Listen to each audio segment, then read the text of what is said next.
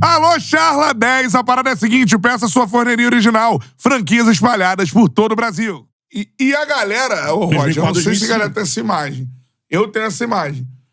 Ver você no Flamengo, tudo mais, essas paradas do Fla-Flu, fez os gols, de contestado fazendo os gols, isso tudo eu lembro.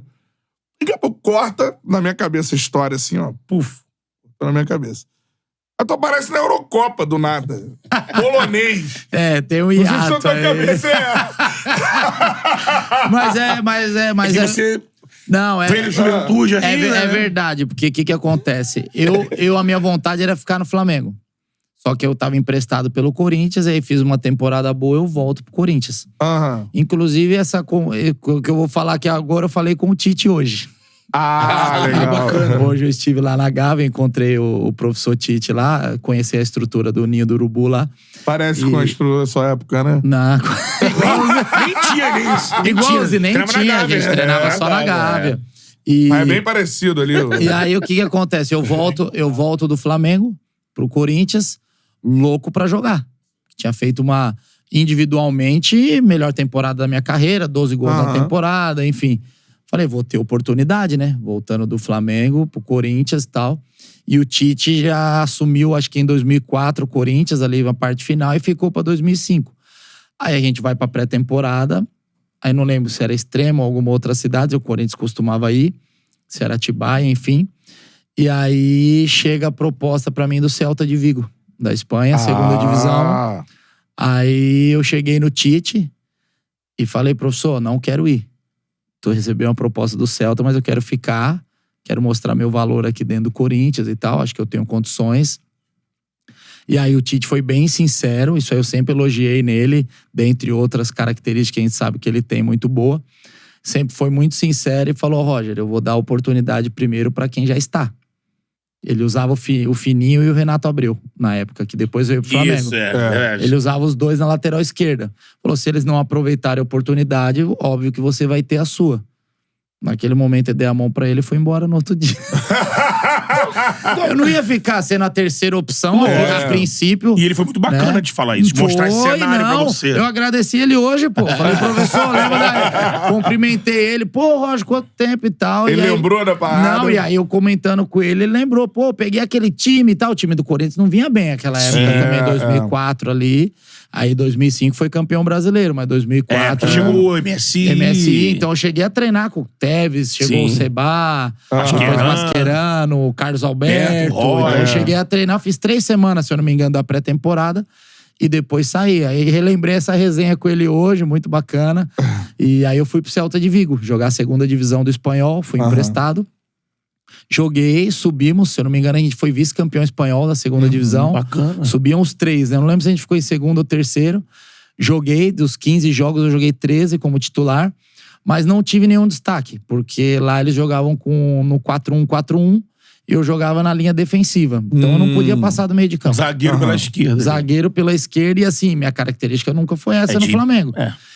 E eu pego um ponta no Celta, o extremo Gustavo Lopes, que era da seleção argentina na época. Ele chegava, dá a bola em mim, não precisa passar não. Eu só quero a bola aqui, deixa aqui do meio pra frente, eu me viro. Sou eu. Então sou eu. Então eu tocava a bola nele, dificilmente eu passava do meio de campo. Era aquele zagueiro pela esquerda. Tava na contenção. Então aí não tive muito destaque. Volto, mas subimos, né, pra primeira divisão. E aí nisso eu volto pro Corinthians, querendo ter uma oportunidade de novo. E aí, se eu não me engano, já era o... Márcio Bittencourt. Passarela, depois... Márcio Bittencourt assumiu e aí falou, ó, você vai ser reserva do Nery. Gustavo Nery era o lateral titular. Aí eu falei pro meu empresário, aqui eu não fico mais. Falei, eu saio ou jogo. Chega aqui, eu não tenho oportunidade. Porque eu nunca tive uma sequência de jogos no Corinthians. Eu sempre era o reserva do Kleber. No máximo eu jogava 2 jogos seguidos, o Kleber voltava e eu ia pro banco. Eu sabia ali. Então, eu falei pros caras, não quero mais ficar aqui. E aí eu peço demissão do Corinthians. Você fica livre, né? Eu pedi demissão, eles não queriam me mandar embora. Aí eu escrevi uma carta, próprio punho. Eu não quero mais pertencer ao Esporte Clube Corinthians Paulista. Entreguei. Caraca. Aí pra eles não pagarem, né? Rescisão e tal, nem nada, abri mão. E aí eu tenho proposta do Grêmio e do Juventude. E aí o Grêmio tá na Série B. O Juventude na Série A. é um dos arrependimentos que eu tenho. Não arrependimento, né? Uma escolha que talvez hoje eu escolheria diferente. Porque, pô, o Grêmio, puta time. É o Grêmio, né? O Grêmio subiu bem, né? Foi a Batalha dos Aflitos, 2005, eu ia estar naquele time lá. E no ano seguinte chegou pra Libertadores. Era Mano Menezes, o treinador. E aí eu fui pro Juventude por ser Série A. Sim. E aí joguei no Juventude, a segunda metade do Brasileiro. Inclusive minha estreia contra o Corinthians. 1-0 pro Juventude, eu dou o passo pro gol. Estava de carimbar.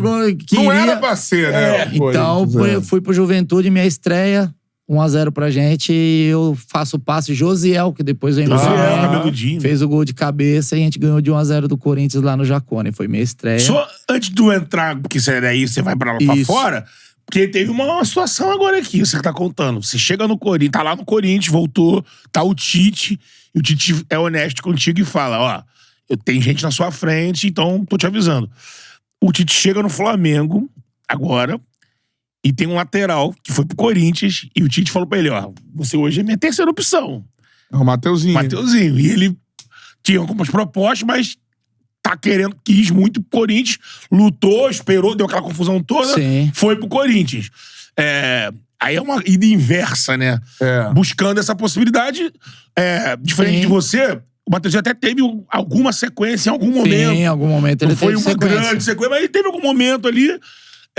Você pode falar assim pro Mateuzinho que chega agora no Flamengo, no Corinthians. Tem espaço. Vai ter que lutar, assim, vai ser um cara que... Mas vai fazer uma transição, né, do Fagner pra ele. Na verdade, o jogador, ele tem um feeling.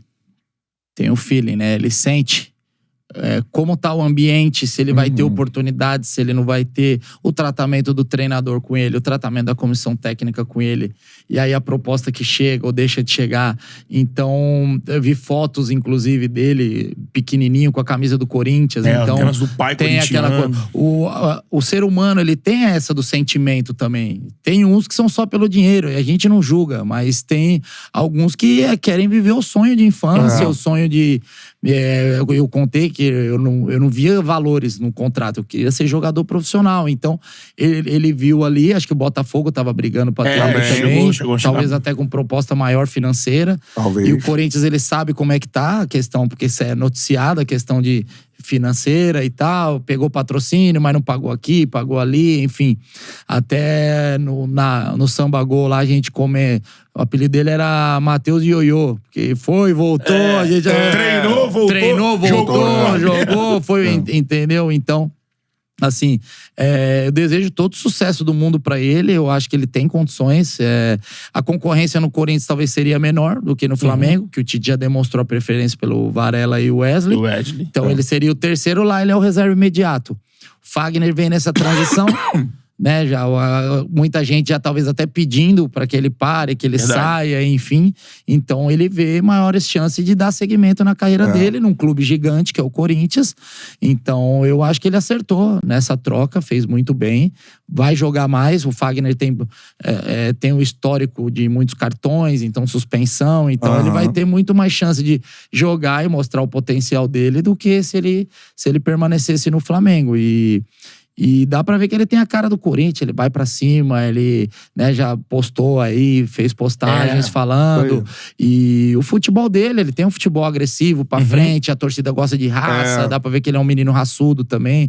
Então eu acho que tem tudo pra dar certo no Corinthians. Qual é, meu parceiro? Curtiu esse corte que você acabou de ver? Então se inscreva no Charla pra dar uma moral pro melhor podcast de esportes do Brasil. Tamo junto.